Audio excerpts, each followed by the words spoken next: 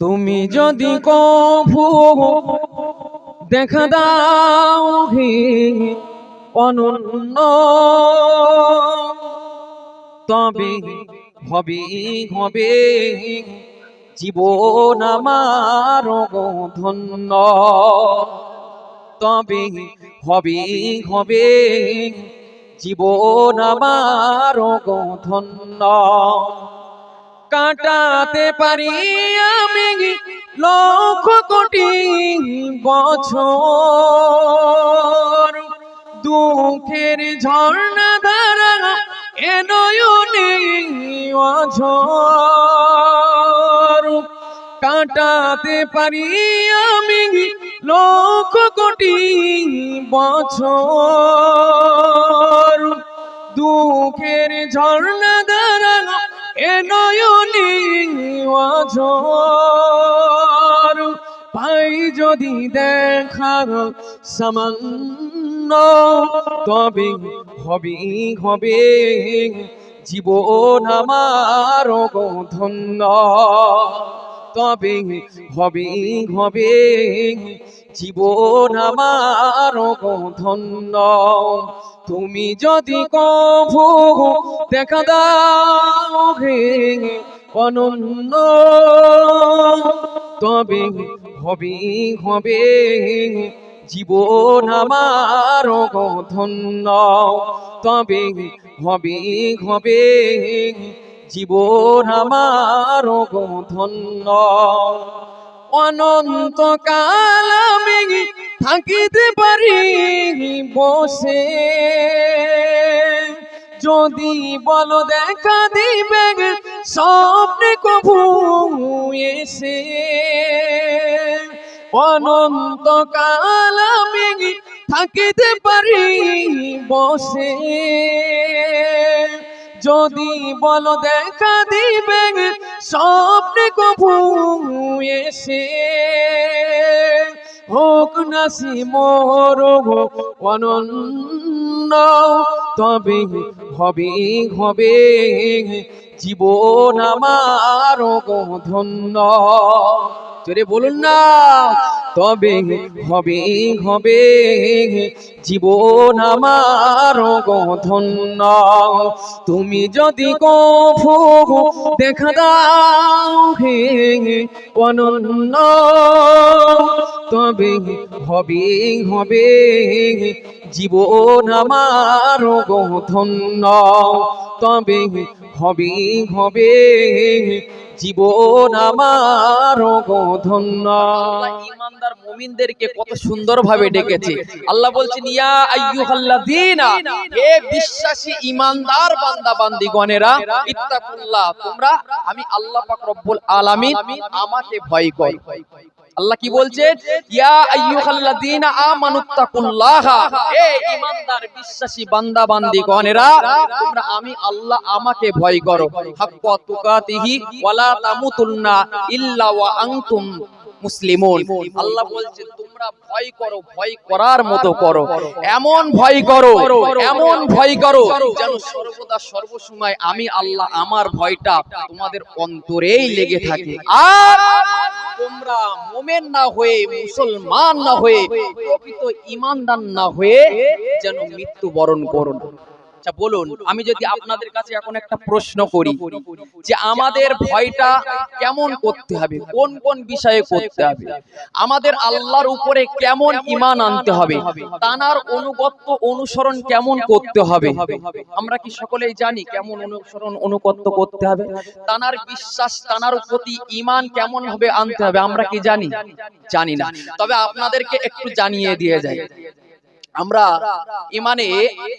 ইমানে মুফাসসাল পড়ি না, পাঠ করি না, আমানতু বিল্লাহি ওয়া মালাইকাতিহি ওয়া কুতুবিহি ওয়া রুসুলিহি ওয়াল ইয়াউমিল আখিরি ওয়াল কদরি খাইরিহি ওয়া শাররিহি মিনাল্লাহি তাআলা ওয়াল বা'সি বা'দাল মাউত, আমরা পাঠ করি না? এর ভিতরে, এই ইমানে মুফাসসালের ভিতরে যে কটা কথা রয়েছে, এটা যদি আমরা মানতে পারি, আমরা প্রকৃত মুমিন ঈমানদার হয়ে যাব। সকলে বলি সুবহানাল্লাহ। মুসলমান ঘরের ছেলেরা মেয়েরা বাপেরা ও নবী পাকের প্রেমিকেরা আল্লাহ পাক রব্বুল আলামিনকে কেমন ভাবে মোহাব্বত করতে হবে, তানার প্রতি কেমন বিশ্বাস করতে হবে, কার উপরে ঈমান আনতে হবে। আল্লাহ পাক রব্বুল আলামিনের উপরে এমন ভাবে ঈমান আনতে হবে, আমানতু বিল্লাহি, আল্লাহ পাক রব্বুল আলামিনের প্রতি ঈমান আনতে হবে। ওয়া মালাইকাতিহি, তানার মালাইকা ফেরেশতাদের উপরে ঈমান আনতে হবে। ওয়া কুতুবিহি, তানার কিতাব সমূহের প্রতি ঈমান আনতে হবে। ওয়া রুসুলিহি, তানার রাসূলগণের উপরে ঈমান আনতে হবে। ও যুবকেরা, ও রাসূলুল্লাহর প্রেমিকেরা, আল্লাহ পাক রব্বুল আলামিনের প্রতি যে বান্দাটা ঈমান আনবে, তানার নবীগণের প্রতি যে ব্যক্তিটি ঈমান আনবে, তানার কিতাবের প্রতি যে ব্যক্তিটি ঈমান আনবে, যে ব্যক্তিটি আখিরাতের প্রতি বিশ্বাস স্থাপন করবে, যে ব্যক্তিটির অন্তরে এটা জাগবে, এটা বিশ্বাস থাকবে যে আল্লাহ পাক রব্বুল আলামিন মৃত্যুর পরে আমাদেরকে কিয়ামতে মহাময়দানে মুসিবতের দিন আবার দ্বিতীয়বার জীবিত করবে। আমি আপনাদেরকে কথা দিয়ে গেলাম, ওই ব্যক্তিটা আমার আল্লাহ পাক রব্বুল আলামিনের খাতায় প্রকৃত মুমিন বলে গণ্য হয়ে যাবে। চুরি হবে না। বলে ঈমান আনতে হবে কার উপরে? আল্লাহর উপরে। আমানতু বিল্লাহি, আল্লাহর উপরে। ওয়া মালাইকাতিহি, তানার ফেরেশতাদের উপরে বিশ্বাস স্থাপন করতে হবে। ওয়া কুতুবিহি, তানার তিনি যে কিতাবগুলো অবতীর্ণ করেছে সেই কিতাবের উপরে ঈমান আনতে হবে। ওয়া রুসুলিহি, আল্লাহ পাক রব্বুল আলামিন 1 লক্ষ মতান্তরে 2,24,000 পয়গম্বরকে পাঠিয়েছেন। বিশ্বাস করেন তো আপনারা? যদি আপনারা এই বিশ্বাস না করেন, মনে করতে হবে ঈমানের কোনো খাতরা আছে। তাহলে প্রত্যেকটা নবী রাসূলকে বিশ্বাস করতে হবে, কিন্তু মানতে হবে কাকে? আমার আপনার রাসূলুল্লাহকে। মানতে হবে কাকে? আমার আপনার রাসূলুল্লাহকে। বিশ্বাস করতে হবে যে প্রতিটা নবী রাসূল আল্লাহ পাক রব্বুল আলামিন দুনিয়ার বুকে পাঠিয়েছে। ওয়াল ইয়াউমিল আখিরি, কিয়ামতের দিনের প্রতি বিশ্বাস স্থাপন করতে হবে। ওয়াল কদরি খায়রিহি ওয়া শাররিহি মিনাল্লাহি তাআলা, ভালো মন্দ যা কিছু আমাদের সামনে হাজির হয়, এটা আমার আল্লাহ পাক রব্বুল আলামিন তকদিরে রেখেছে বলেই হয়। এর প্রতিও বিশ্বাস স্থাপন করতে হবে। মিনাল্লাহি তাআলা ওয়াল বাসি বাদাল মাউত, এবং কিয়ামতের দিনে আমাদেরকে যে আল্লাহ পুনরুত্থান করবে, অর্থাৎ মানুষ মারা যাওয়ার পরে আমরা অনেক বিশ্বাস হারিয়ে ফেলি যে আল্লাহ পাক রব্বুল আলামিন আমাদেরকে কি আর দ্বিতীয়বার জীবিত করবে। হ্যাঁ, আল্লাহ, আমার আল্লাহর এতটাই ক্ষমতা, আমার আল্লাহ শুধু বলবেন কুন, হয়ে যাবে ফায়াকুন। আল্লাহ হুকুম করার সাথে সাথে যে কোনো কাজ আমার আল্লাহ করতে পারে। সকলে বলি সুবহানাল্লাহ। তাহলে ভয় করতে হবে আল্লাহর, ঈমান আনতে হবে আমার আল্লাহ যেগুলো নির্ধারণ করে দিয়েছে বান্দা বান্দির জন্য, সেগুলো আমাদেরকে বিশ্বাস স্থাপন করতে হবে। ভয় কাকে বলে? রাসূলুল্লাহ সাল্লাল্লাহু আলাইহি ওয়াসাল্লাম বলেছেন যে সাহাবাদেরকে বলতেন, বাবা সাহাবারা, তোমরা সর্বদা সর্বসময় বেশি বেশি বেশি বেশি করে বনি ইসরাইলে যে সব ঘটনাগুলো ঘটেছে সেগুলো তোমরা বেশি বেশি করে পাঠ করবে, শ্রবণ করবে। কেন? বনি ইসরাইলের যুগে অনেক অলৌকিক ঘটনা ঘটেছিল, তার মধ্যে একজন আবেদের ঘটনা আপনাদেরকে একটু তুলে ধরি। আল্লাহর ভয় কাকে বলে আপনাদেরকে একটু বুঝিয়ে দিয়ে যায়। একজন বনি ইসরাইলের আবেদ বান্দা ছিল, খুব সুন্দর দেখতে ছিল, এত সুন্দর দেখতে ছিল যে মহিলাই তানাকে দেখতো তানার প্রেমে, তানার মোহে জড়িয়ে পড়তো। তো আবেদের কাজ ছিল কি জানেন? খেজুরের পাতার ওই ডালা করে, আপনার যেগুলো আমরা বসার আসনটা বলি না, এই জাতীয় কিছু জিনিস করে তিনি গ্রামে গ্রামে গ্রামে গ্রামে ঘুরতেন, ঘুরে বেড়াতেন আর বিক্রি করতেন। তা তিনি ওই ডালাগুলো আপনার বেচতে বেচতে বেচতে বেচতে রাজার রাজপ্রাসাদের সামনে উপস্থিত হয়ে গেলেন। এখন ওই রাজপ্রাসাদের যিনি রানী ছিলেন, ওই রানীর একজন বাদী ছিল, যে কিনা রাজপ্রাসাদের বাইরে দাঁড়িয়ে ছিল।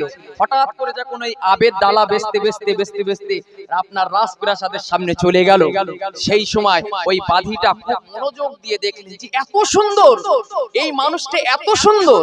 এই কথা বলে ভাবতে ভাবতে তিনি রাজপ্রাসাদের রানীর কাছে গিয়ে বললেন, রানীমা, একজন সুন্দর, এত সুন্দর দেখতে, আপনি যদি দেখেন তানাকে আপনি পাগল হয়ে যাবেন, এমন একজন ব্যক্তি আপনার রাজপ্রাসাদের সামনে উপস্থিত হয়েছে।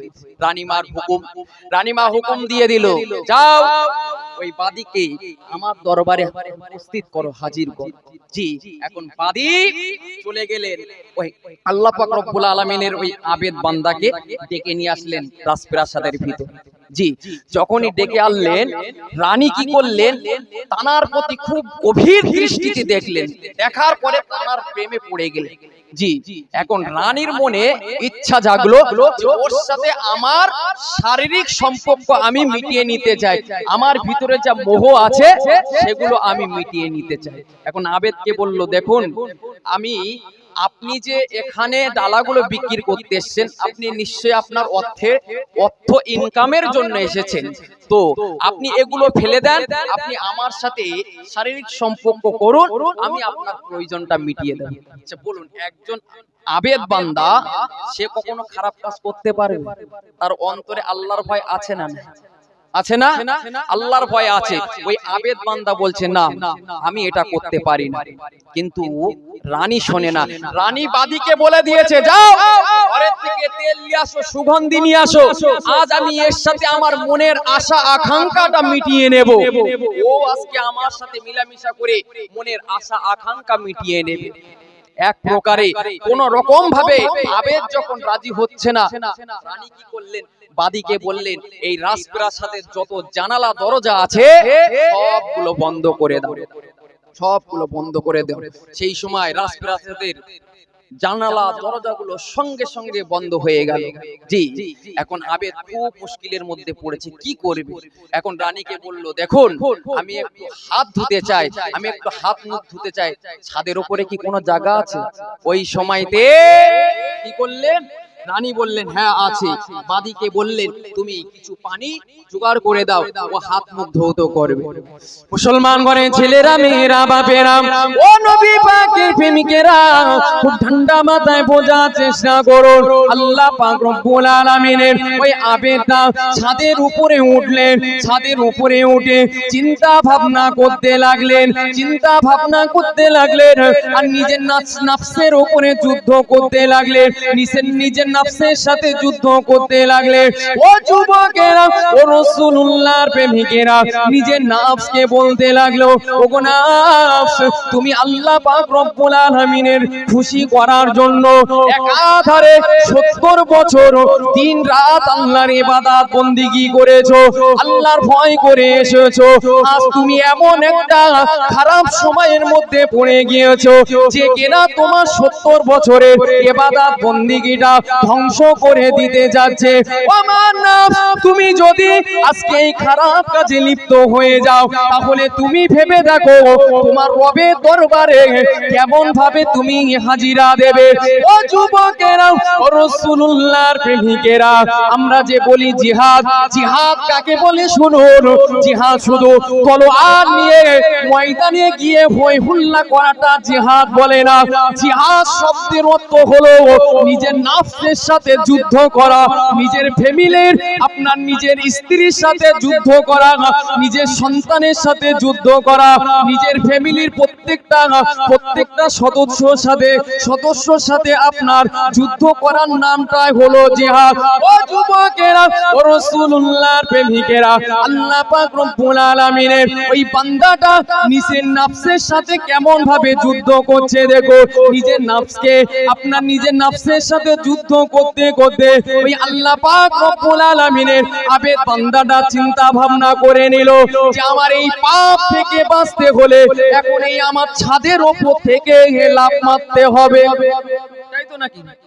এখন যদি ওই রানী যে কুপ্রস্তাব দিয়েছে, এই কুপ্রস্তাব থেকে যদি কেউ বাঁচতে চায়, তিনি যদি বাঁচতে চায় তাহলে তার একটাই উপায় আছে। কি উপায়?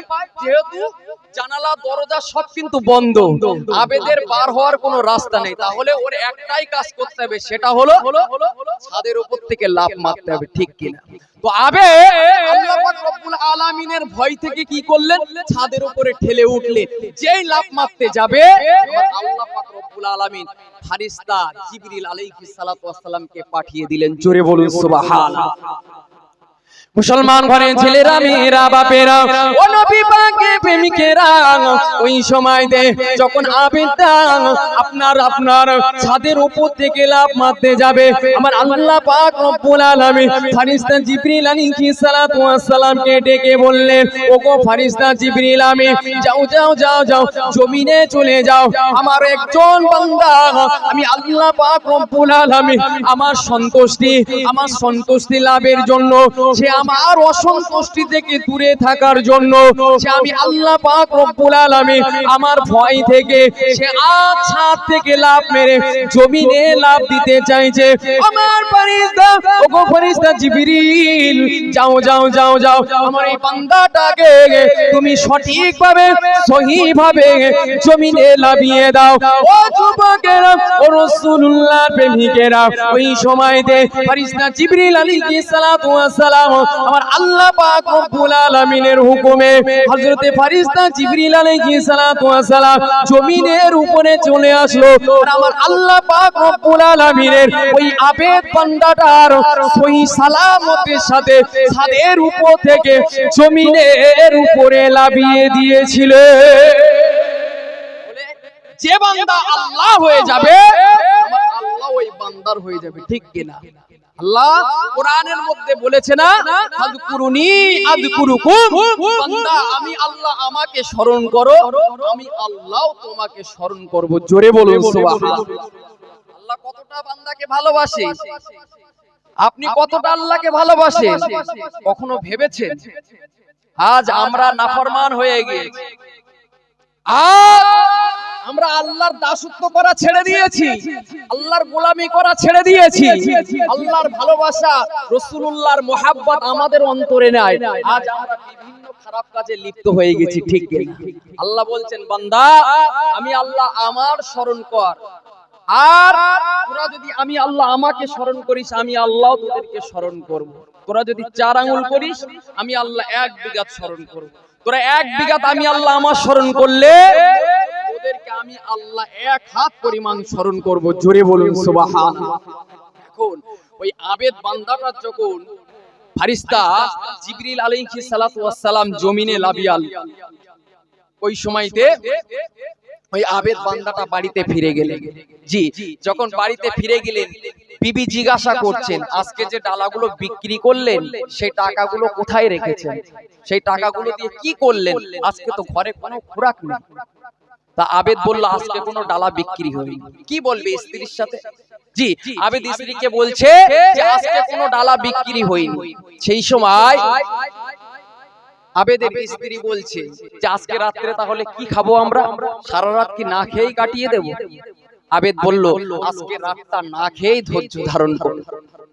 এরপরে আবেদ ওই স্ত্রী তার স্ত্রীকে বলল, এক কাজ করো, তুমি চুলায় আগুন ধরিয়ে দিয়ে আসো, যাতে আমার আশেপাশের মানুষজন বুঝতে পারে, প্রতিবেশীরা যা বুঝতে পারে যে এই বাড়ি আজকে উনুন জ্বলেছে, রান্না বান্না হয়েছে।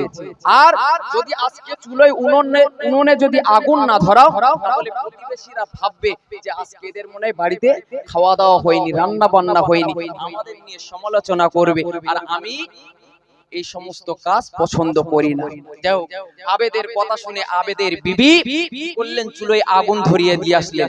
আবেদের সাথে গল্প করছে, পাশের বাড়ির একজন মহিলা আসলেন, এসে জিজ্ঞাসা করছে, তোমাদের চুলোয় কি আগুন আছে? জি। ওই সময় আবেদের স্ত্রী বলল, হ্যাঁ আমাদের চুলোয় আগুন আছে, যাও গিয়ে দেখো। এখন ওই পাশের বাড়ির মহিলা গিয়ে দেখলো চুলোয় আগুন জ্বলছে। তো আগুন শুধু আগুন নয়, আগুন জ্বলার সাথে সাথে ওই আপনার চুলোর 4 সাইড দিয়ে তন্দুরি রুটি তৈরি হয়ে যাচ্ছে। জোরে বলুন সুবহানাল্লাহ। ওই প্রতিবেশী মহিলাটা ছুটতে ছুটতে ছুটতে ছুটতে আবেদের স্ত্রীর কাছে আসলে, আরে তুমি এখানে নিজের স্বামীর সাথে গল্প করছো, ওদিকে তো তোমার রুটি হয়ে সব পুড়ে যাওয়ার মতন হয়ে যাচ্ছে, যাও তাড়াতাড়ি চলে যাও। আবেদের স্ত্রী গিয়ে দেখে সত্যিই তো চারি সাইডে চুলো, চারি সাইডে তন্দুরি রুটি তৈরি হয়ে পড়ে আছে। সকলে বলি সুবহানাল্লাহ। বলে আবেদ 1 টাকাও বাড়িতে আনতে পারিনি। আবেদের স্ত্রী জিজ্ঞাসা করছে যে আজকে রাত্রিকে আমরা না খেয়েই কাটিয়ে দেব? আবেদ বলছে হ্যাঁ, কিছু করার নেই। তাহলে এখন ভাবুন, আমরা অনেকে আল্লাহর উপরে ভরসা ছেড়ে দিই। আজ আমাদের উপরে আল্লাহর উপরে আমাদের ভরসা নাই। আমাদের যদি ইনকাম কম হয়ে যায়, যদি কেউ 5 ওয়াক্ত নামাজি থাকে, অনেক সময় একটু আপনার রুজি রোজগারে বরকত কম থাকে, কম হয়। অনেক সময় আপনার কোনদিন 500 টাকা ইনকাম হলে কোনদিন হলো গিয়ে 100 টাকা 200 টাকা ইনকাম হয়। আমাদের মনটার ভিতরে অনেক রকমের প্রশ্ন জাগে, আল্লাহ মনে আমাদের পছন্দ করেন না। বান্দা, আল্লাহর উপরে ভরসা আমাদেরকে ছাড়লে হবে না। আল্লাহর উপরে ভরসা করো, আল্লাহর ইবাদত বندگی করো। আল্লাহ আল্লাহ আপনার রিজিকে বরকত দিয়ে দেবে। জোরে বলুন সুবহানাল্লাহ। আমরা আল্লাহকে ডাকলে, আমি বললাম ফাযকুরুনি আযকুরুকুম, আল্লাহ বলছে বান্দা তোমরা আমি আল্লাহ আমার স্মরণ করো, আমি আল্লাহ তোমাদেরকে স্মরণ করব। জি, কতটা স্মরণ করে আল্লাহ আমাদেরকে, কতটা ভালোবাসে। আজ আমরা যদি একটু গভীর ভাবে চিন্তা করি বুঝতে পারো। 3 বন্ধু কি করছে? 3 বন্ধু পাহাড়ের রাস্তা দিয়ে কোথাও হেঁটে হেঁটে যাচ্ছে। তো যেতে যেতে ঝেপে বৃষ্টি এসেছে।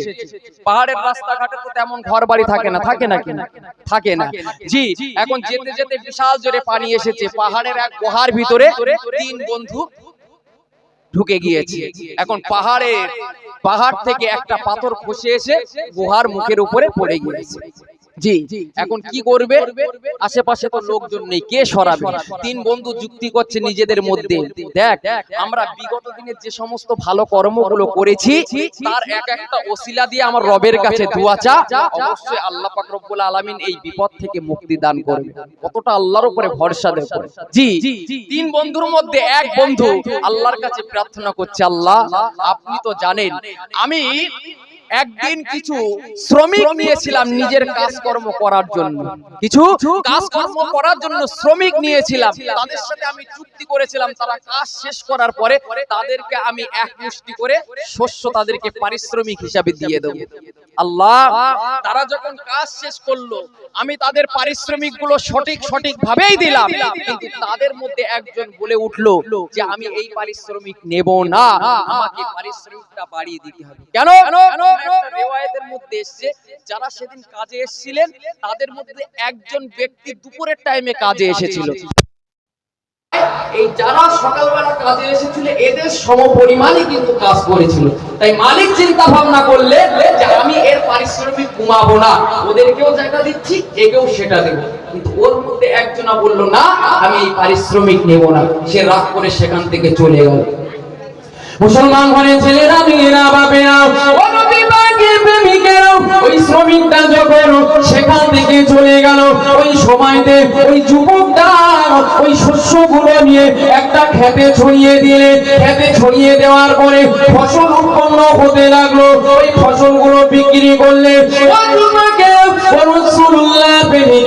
ওই ফসলগুলো বিক্রি করার পরে কিছু গরু ছাগল কিনলে, গরু ছাগল কেনার পরে সেই যুবকটি লালিত পালিত করতে লাগলে, লালিত পালিত করতে লাগলে অনেকগুলো পশু হয়ে গেল।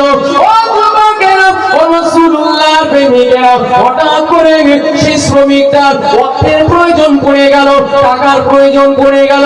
ওই শ্রমিকটা এই যুবকের কাছে চলে আসলো। যুবকের কাছে এসে সেই পারিশ্রমিকটা তার কাছে দাবি করতে লাগলো।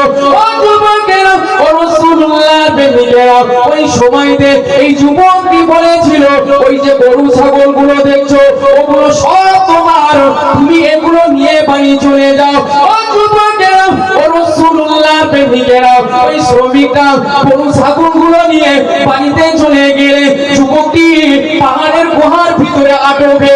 আর আল্লাহ পাক রব্বুল আলামিনের কাছে, আল্লাহ পাক রব্বুল আলামিনের কাছে প্রার্থনা করছে, ওগো রব্বি আল্লাহ, ওগো রব্বি আল্লাহ, আপনি যদি জানেন আমি আপনার বান্দা, আপনার খুশির জন্য, আপনার রিজামন্দি হাসিল করার জন্য এমন একটা ভালো কর্ম করেছি, ও রব্বি আল্লাহ, আজ আমি আপনার বান্দা বড় বিপদের মধ্যে পড়ে গিয়েছি আল্লাহ পাক, গুহার ভিতরে আটকে গিয়েছি আল্লাহ, আপনি এই বিপদ থেকে রক্ষা করো। ওই সময় আমার আল্লাহ পাক রব্বুল আলামিন ওই যুবকের উপরে খুশি হয়ে ওই পাহাড়ের গুহা থেকে আপনার ওই পাথরটা সামান্যতম সরে গিয়েছিল। হবে না? আল্লাহর রিজামন্দির জন্য কাজ করেছে বান্দা, আল্লাহর কাছে দোয়া চেয়েছে। আল্লাহ আজ আপনার জন্য আমি অনেক কাজ করেছি, আপনাকে ভালোবাসার জন্য, আপনার ভালোবাসার জন্য, আপনার জন্য আমি এত ভালো ভালো কর্ম করেছি আল্লাহ, আজ আমি বিপদের মধ্যে পড়ে গেছি আপনার বান্দা, আপনি আমার সাহায্য করবেন না? আল্লাহ সাহায্য করবে না? আপনি আল্লাহ ডাকবেন, আল্লাহকে আপনার খেয়াল রাখবে না? অবশ্যই রাখবে। আল্লাহ আপনার স্মরণ করুন। দ্বিতীয় বন্ধুটি আল্লাহর কাছে প্রার্থনা করছে, আল্লাহ আপনি জানেন আমি আমার কিছু বকরি ছাগল আছে, আমি ওই বকরিগুলো নিয়ে আমি মাঠে ময়দানে চড়াতে চাই। আল্লাহ আমার বাড়িতে বৃদ্ধ পিতা মাতা আছে, আল্লাহ আমি প্রতিদিন আমার বাবা মার জন্য সন্ধ্যার টাইমে আমি বকরি থেকে দুধ দহন করে আনি আমার পিতা মাতা রাতের খাবারের জন্য। আল্লাহ আমি একদিন এসে দেখলাম আমার পিতা মাতা ঘুমিয়ে পড়েছে।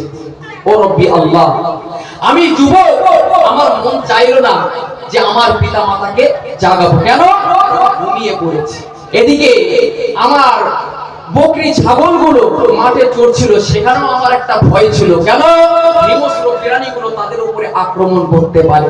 কিন্তু সে কথা ভাবার পরেও আল্লাহ আমি আমার পিতা মাতা মাথার কাছে সারা রাত দাঁড়িয়ে কাটিয়ে দিয়েছিলাম। আল্লাহ আমি চেয়েছিলাম যেন আমার ডাকার কারণে কষ্ট না করে।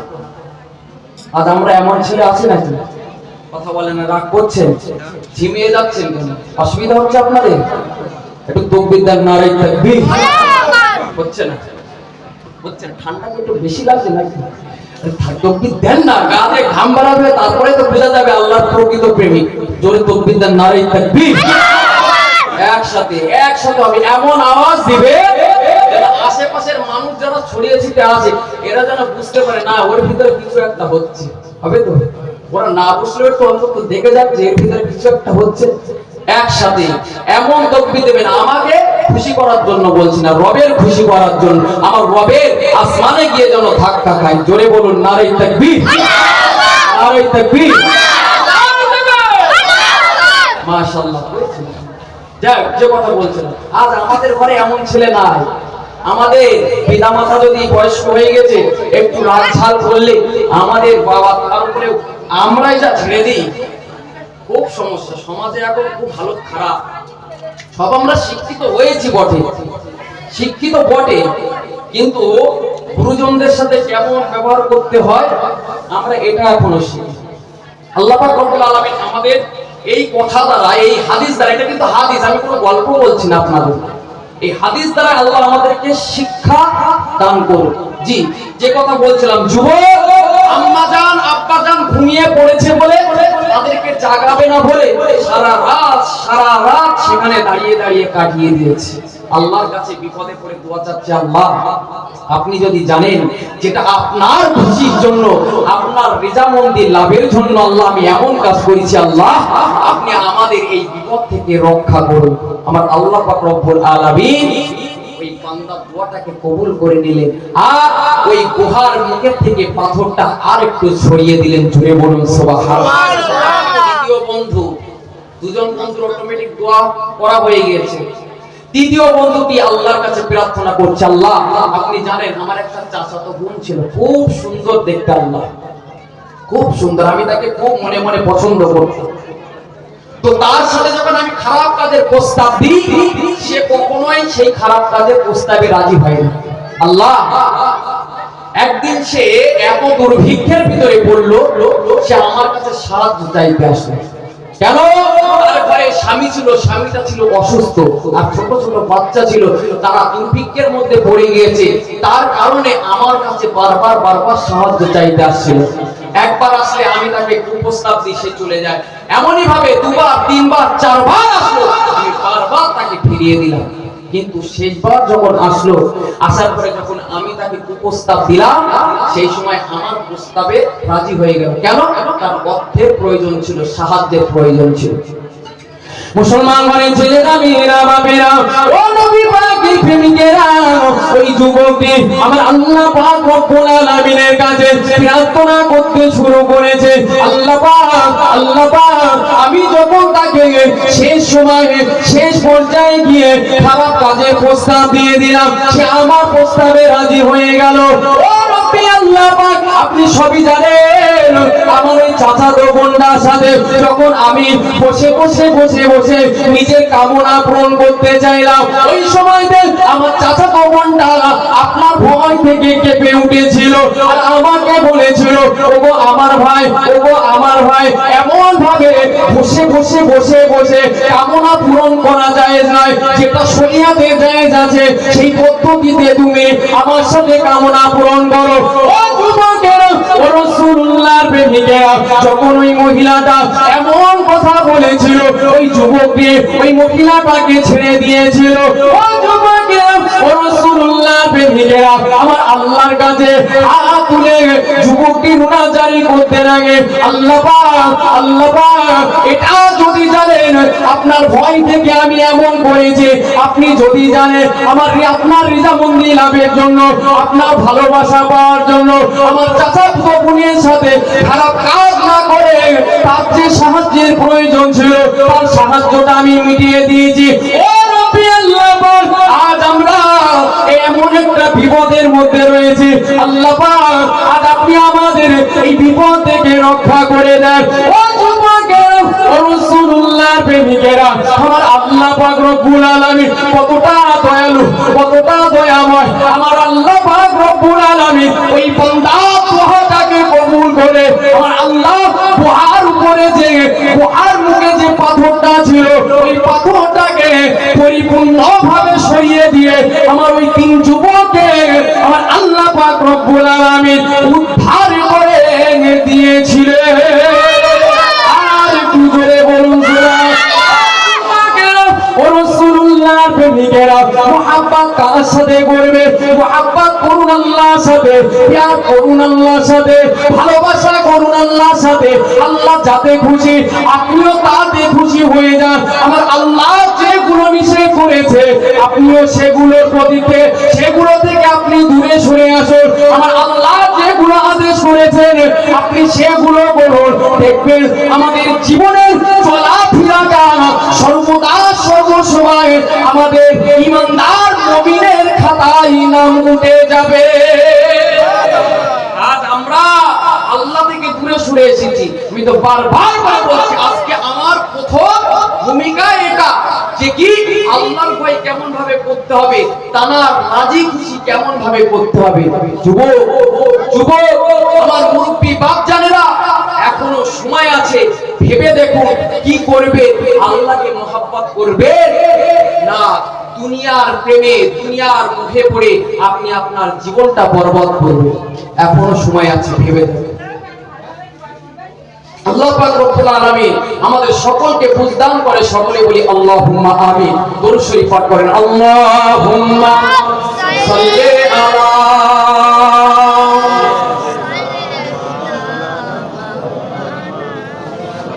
ওয়ালা আলি সাইয়্যিদিনা। আমি লিখিব চিঠি দেব তোমায়, পাখি পৌঁছে দিও রোজা। চলে হবে না সুবহানাল্লাহ। আমি লিখিব চিঠি দেব তোমায়, পাখি পৌঁছে দিও রোজা। আমি থাকব বসে আশায়, চিঠির উত্তর আসবে আমার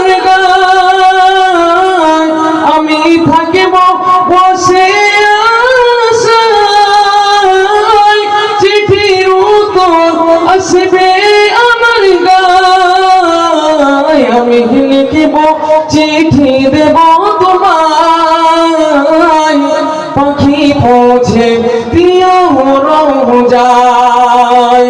আমি লিখব চিঠি দেব তোমায়, পাখি পৌঁছে দিও রোজায়। কবে আসবে মদিনার পয়গাম, গায়ে বাঁধব হাজিদের ঘেরা। কবে আসবে মদিনার পয়গাম, গায়ে বাঁধব হাজিদের ঘেরা। আমি ঘুরব মদিনার চারিপাশ, দেখে দেখবো সব যে গুম্বাদ। আমি ঘুরব মদিনার চারিপাশ,